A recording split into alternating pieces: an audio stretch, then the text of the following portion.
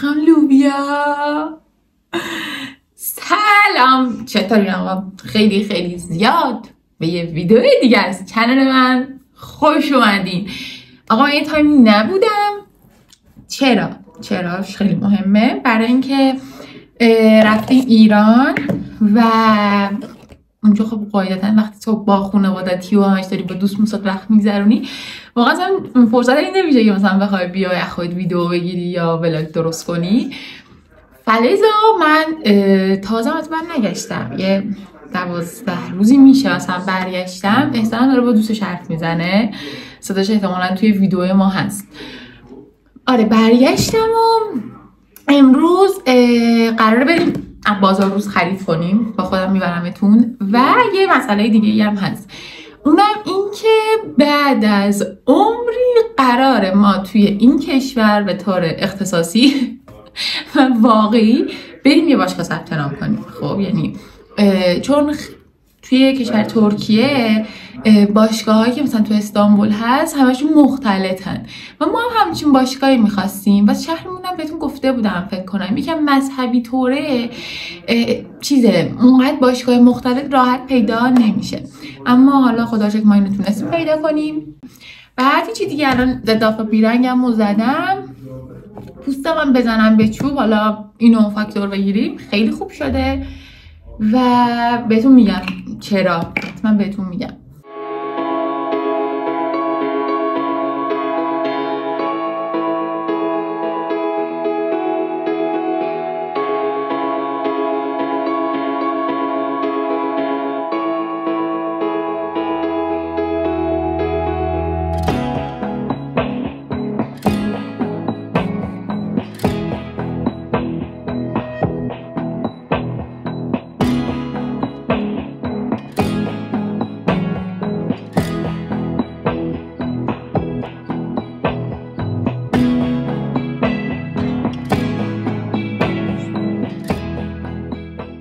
از آینه تمیزمون و لوک نهایی.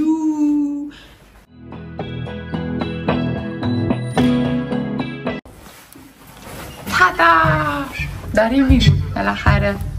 با احسان جونم اینجا. سلام احسان جون. سلام علیکم. خوبی؟ چه خبر؟ من چون با دوربین آشناییت خاصی ندارم. واقعا اذیتی. دیدی این گوشواره رو انداختم؟ دیدم چه زیباست. آره دیدم، هیچی نداشتم، یعنی حوصله نداشتین.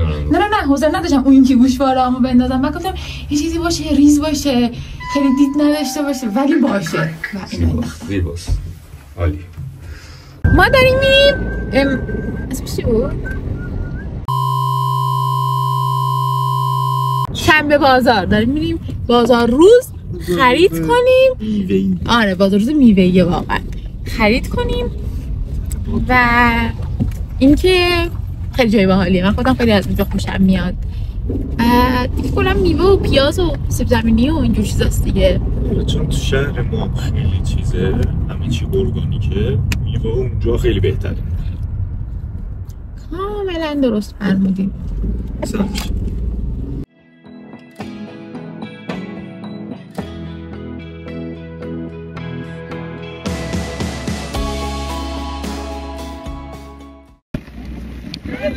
ما خیلی زیاد خرید کردیم و الان دیگه تو مرحله آخرشی، اما اونقدر جاذبه دیدنی نداشت که من بخوام براتون ویدیوشو بگیرم.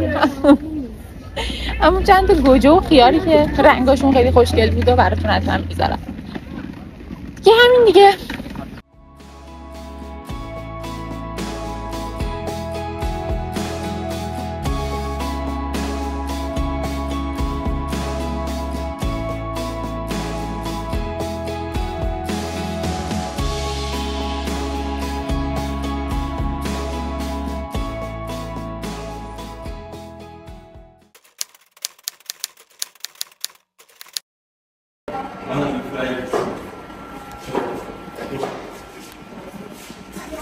نهار داریم. خب اینو میتونی من چیز کنم، آنباکسینگ کنم براشون. سوخاریز. بچه این هم آشغالاییه که گرفتیم. خب دو تا آشغال خیلی خوب. آب داستان 12 تا فیله. درست گفتم؟ آره اینا چیه توش؟ دفعه قبل نداشت. آره باشه 12 تا فیله. اینا ناگتاش خیلی خوشمزه است. آره 12 تا فیله انقدیه داخلش. تند، چون از همون میپرسن تند میخوایی یا نه و ما تند میخوریم. به همراه یه سیب زمینی انقدی.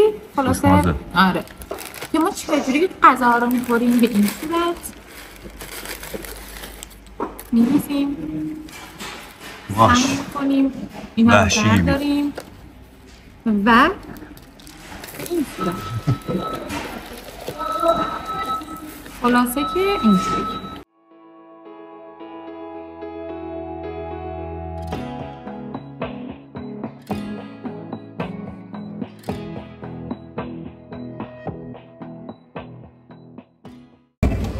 همونی که گفتم می‌خواستیم دوباره تموم کنیم و یه بسته بندی کردیم، یه کمش رو میبریم خونه.